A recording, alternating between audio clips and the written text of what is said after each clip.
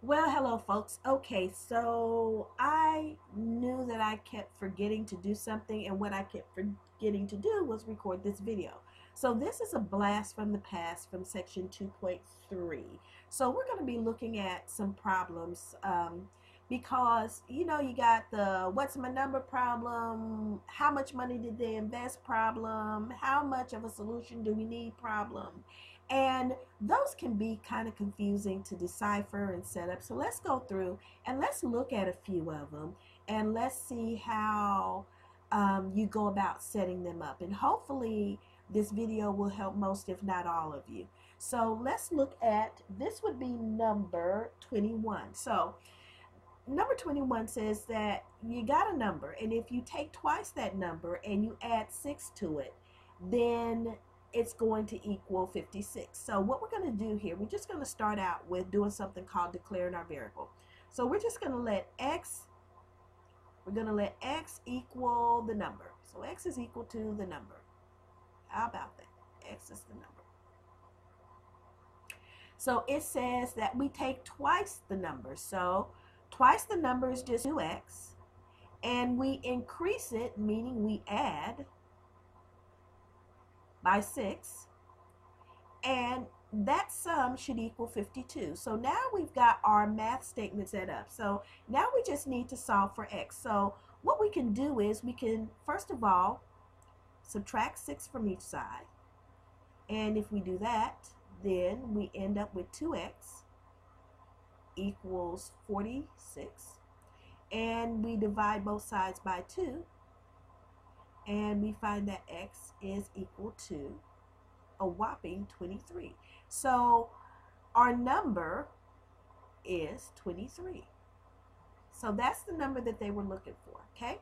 So let's go ahead and let's look at another one. Now this one, I believe I told you, was number 21. Let's look at number 18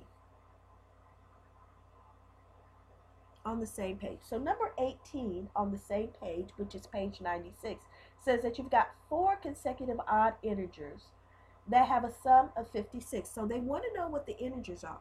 Now, one of the things that you have to remember about integers is whether I have 1, 3, 5, 7, da da da, or even with odd, if I have 2, 4, 6, 8, da da da, all of them differ by 2. Okay, so all of them differ by 2. So when I go to declare the variables that I'm going to use for my numbers, then what I'm going to do is I'm going to increment by 2. So let me show you what I'm saying. So let me go ahead and let me get this off here. My handy dandy eraser. Let me get this off.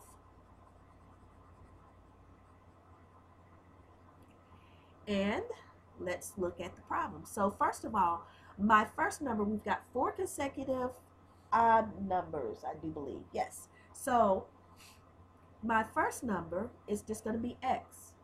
My second number, so this is going to be my first number, and it's going to be x. My second number, remember I said I increment by 2, so my second number is going to be x plus 2. My third number, increment by 2, is going to be x plus 4. My fourth number, increment by 2, is going to be x plus 6. So there, I have defined each of my 4 numbers in terms of x, all right? So it says if I take the sum of those 4 numbers, so if I take x plus 2 plus x plus 4 plus x plus 6, that all of those are going to add up to a whopping 56. So now I just need to solve for x. So basically I have 1, 2, 3, 4 x's. So 4x. And then I add my numbers. So I've got 2 plus 4, that's 6. And 6 plus 6 is 12. So I have 4x plus 12 equals 56. So I go ahead, I subtract 12 from both sides. and I end up with 4x equals 44. So I'm going to come up here. So I have 4x equals 44. And if I divide both sides by 4, then I have x equals 11. So my first number is equal to 11.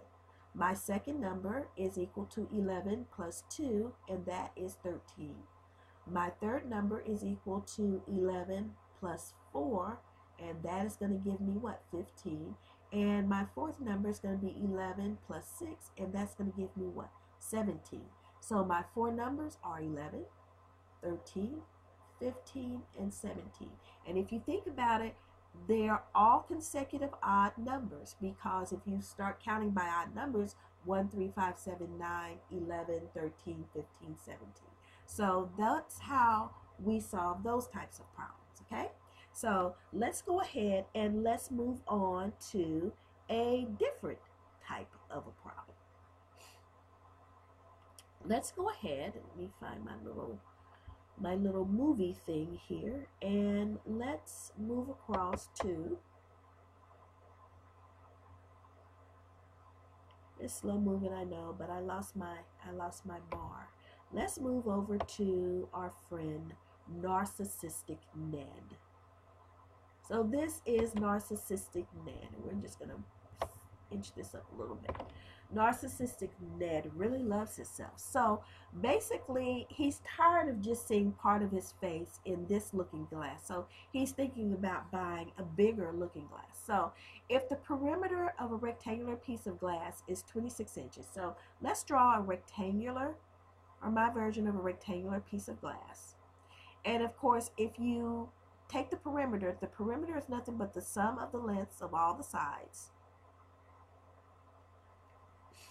And the length is 4 inches longer than twice the width. Then what are the length and the width? Well, first of all, let's start with the formula for the perimeter. So we know for a rectangle is 2 times the length added to 2 times the width, and we're told that that perimeter is equal to 26 inches. Okay? So we know that's going to be 26 inches here. Now, it says, now for kicks, grins, and giggles, I always say that this is the length here, and I always say that this is my width. So coming down, it says that the length is 4 inches longer than twice the width. So my width would be this way. So let's let my width be, say, oh, I don't know. Let's let my width be x. And the length is 4 inches longer than twice the width. So twice the width would be 2x, and 4 inches longer would be plus 4. Okay? So, hope you're with me so far. So my length is going to be 2x plus 4. My width is just going to be x. So I come over here to my formula.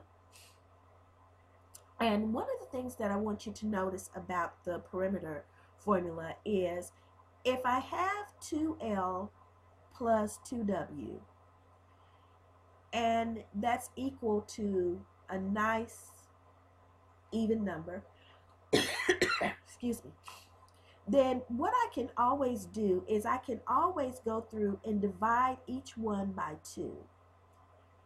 And then what happens is this cancels and I get my length.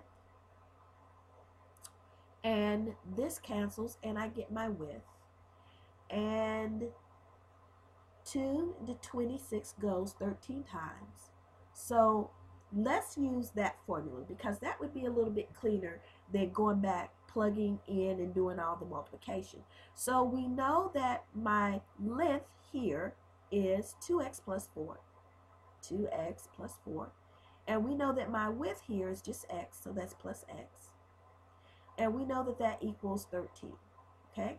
So we combine like terms. So we've got 3x plus 4 equals 13.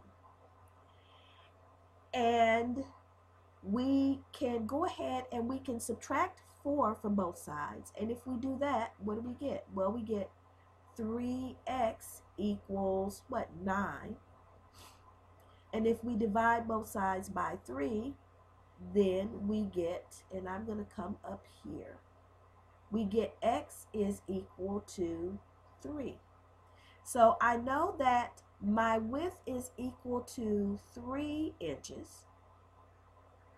And I know that my length is going to be equal to 2 times 3 plus 4. Well, 2 times 3 is 6.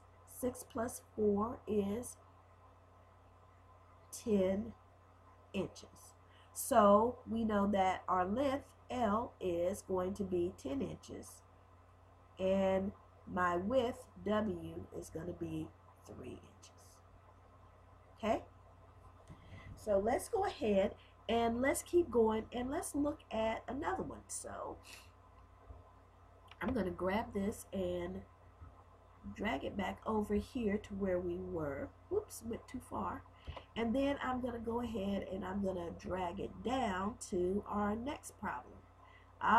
Mixture problems. So we've got our buddy, Acid Mike. Acid Mike is just a little loco, okay? So let's look at how we would set up mixture problems. To set up mixture problems, first you want to start with your amount. So you want to make 3 columns. One is going to say amount. One is going to say percent. The other is going to say total. So those are 3 columns. Now we're told here, we're asked how many gallons of 5% acid solution should be mixed with 20 gallons of 10% acid solution to obtain an 8% acid solution. Okay, so in the end, what we want is we want an 8% acid solution. So let's see what we have. We've got a 5%, and we change this to a decimal, so we have 0.05.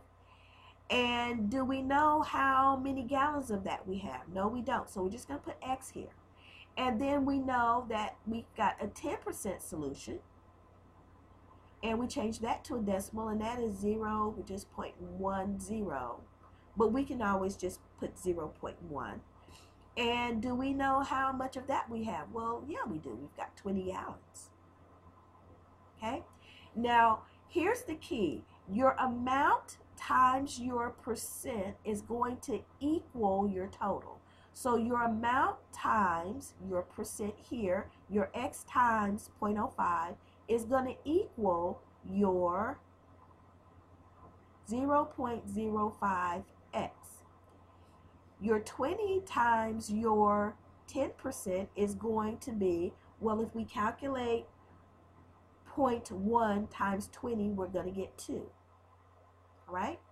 So then the next thing that we're going to do is we're going to draw a line here, and we're going to draw a line here. Now, the reason why we did not draw a line here is because they want an 8% solution. And no matter how you add, subtract, multiply these two numbers, you're not going to get 8. So I don't want you to think that these numbers somehow have to sum to 8 in any kind of a way. What we want is 8. So what we're just going to do here, just so you'll know that this is just really not to be added, we're just going to put 8% here. Because this is what we want. And 8% is just what? Let me go ahead. Let me move this over a little bit. Thank God for erasers, right? So this is going to be 8. And this is 0.08. And what this squiggly line here is meant to denote is that these two numbers here don't have to sum, and they don't sum to this. This is what we want. So I want you to think of this as what we have.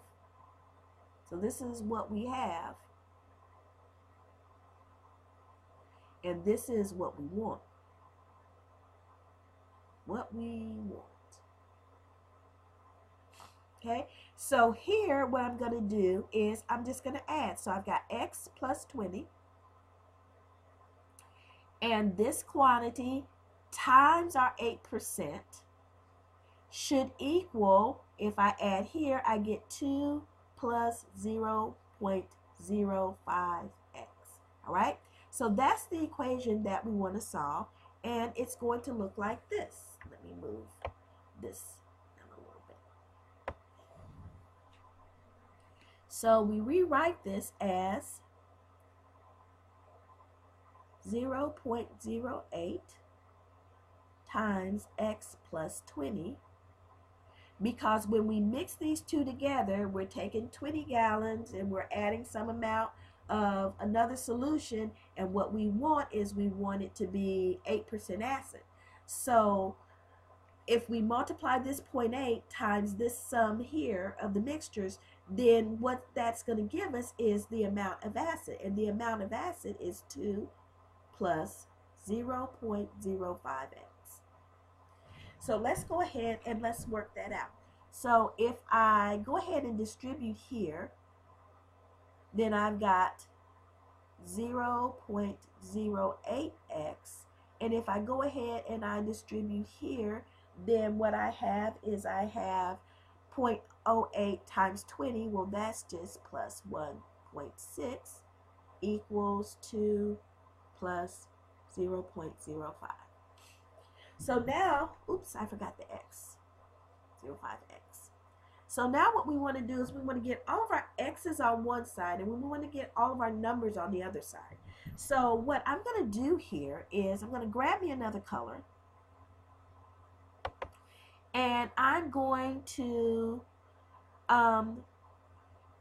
take my 0.05 and I'm going to subtract it from this side so that it'll go over here, and then I'm going to take my 0.16 and I'm going to subtract it and put it on this side.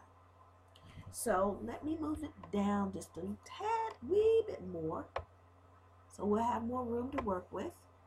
And let's see what we have. Well, if I take my 0.08x and I subtract my 0.05x and I set that equal to 2 minus 1.6, then what I'm going to have, if I subtract here, I'm going to have 0.03x equals, if I take 2 minus 1.6, I'm going to have 0.4.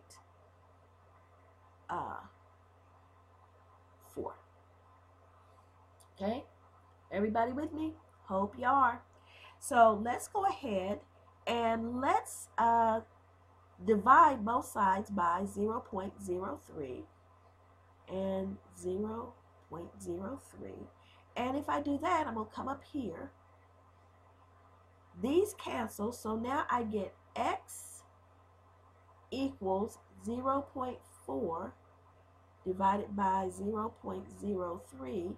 And if I do that math, that division, then x is going to equal 13.3, and actually it's a repeating 3 gallons.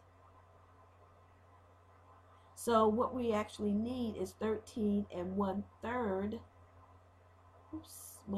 gallons of this 5% solution. I keep writing a 2 and it should be a 3. Let me go make this look a little bit better so you guys won't get confused. So we have 13 1/3 gallons of this 5% solution, and that is going to give us the 8% that we want. Okay, so let's go ahead and let's look at doing another one. Let's look at doing number 40.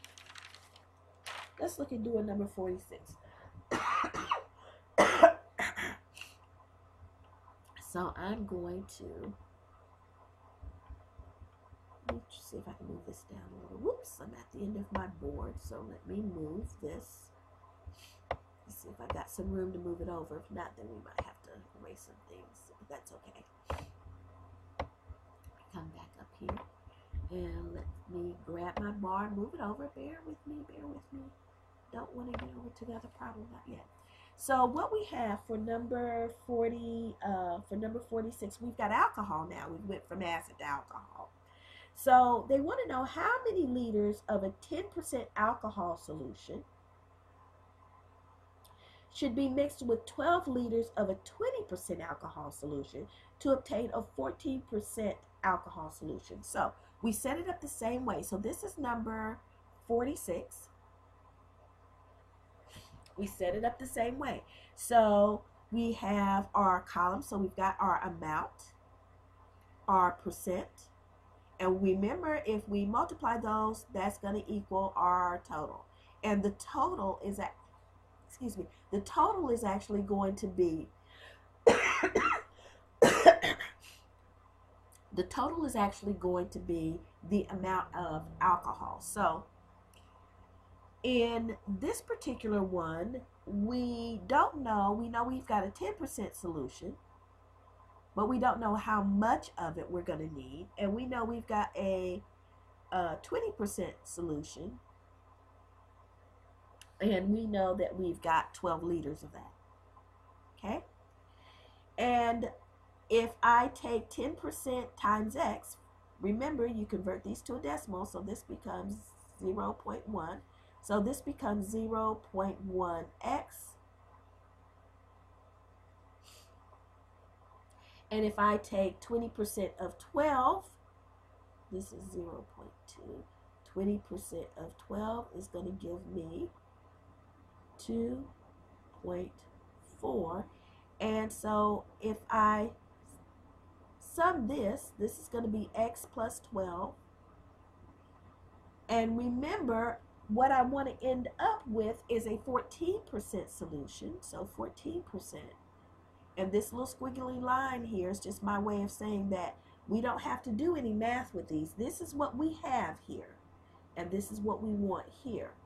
And over here, so if I multiply this times this, it's going to equal the amount of alcohol in the final solution. So I have 0.1x plus 2.4.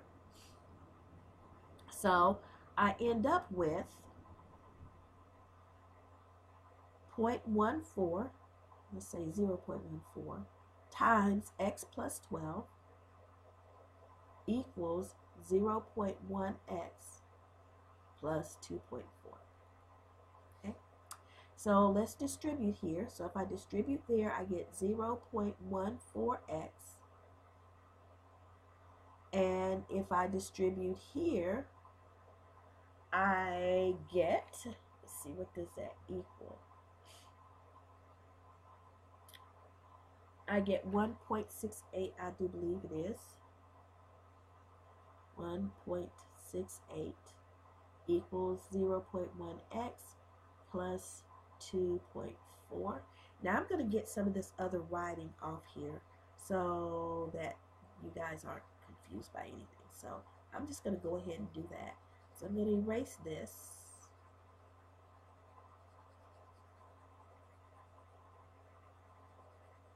As you can always rewind and watch it. And I am going to kind of sort of come over here, grab some yellow, and just kind of separate my problems. Okay, go back and grab some white.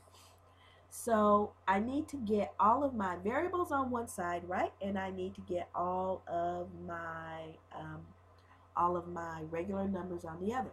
So I'm going to go ahead and I'm going to subtract 0.1 from both sides. So I'm going to put this over here, and I'm going to take this and I'm going to put this over here. So let's go ahead and let's do that. So I've got 0.14x minus 0.1x equals 2.4 minus 1.68.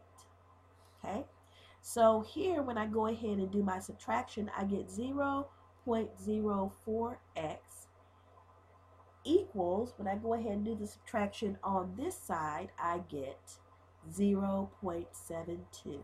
Divide both sides by 0.04.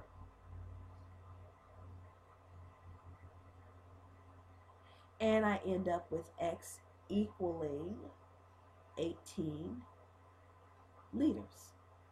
So I'm going to need 18 liters of my 10% solution to add to my 12 liters of 20% solution to end up with a 14% solution. Okay? All right, let's go ahead and let's look at another one. It's another one to look at. Ah, yes, Bob Bucks. Greedy man. Yes, he is. So Bob Bucks has invested some money at 5% simple interest and some money at 9% simple interest. So the amount invested at the higher rate was twice the amount invested at the lower rate. So if the total interest on the investment for 1 year was $920, how much did he invest at each rate? So let's go, and again, for this, the formula for interest, simple interest, is just principal times rate times time. So we can set that up in a table. We can say, okay, principal times rate times time is going to equal interest. Where here, time is always in years. Time is always in years. So let's think about that for a minute. Let me come up here for a minute. So if you were given, say, 6 months, that is half of a year.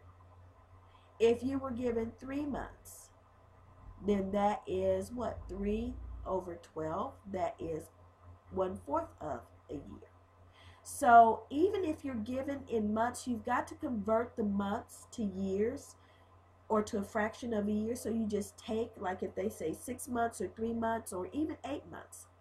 Let's say it's 8 months. We take 8 divided by 12.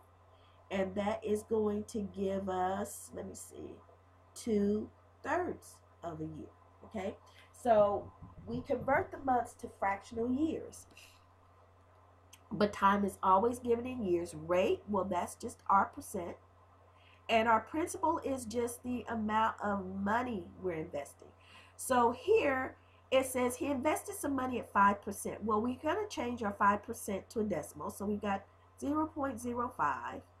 And do we know how much money he invested? Nope, we sure don't. So we just put an X there. And then he invested some more money at 9%, so 0.09. And do we know how much? Well, it says that the amount invested at the higher rate, the 9%, was twice the amount invested at the lower rate. Well, he invested just X number of dollars at the lower rate, so we've got 2X here. So if we take X times 0.5, and it says the investments were for 1 year, so we take that times 1.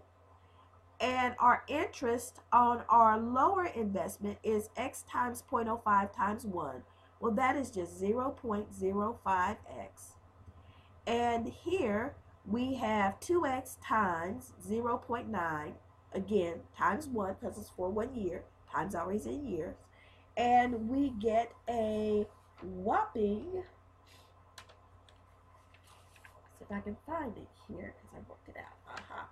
And we end up getting a whopping 0.18X.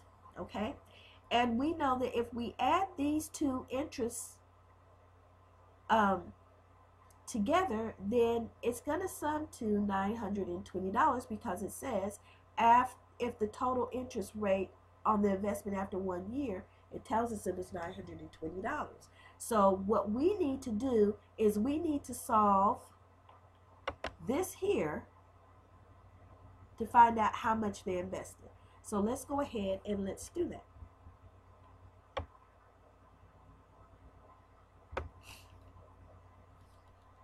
So what we need to do is we take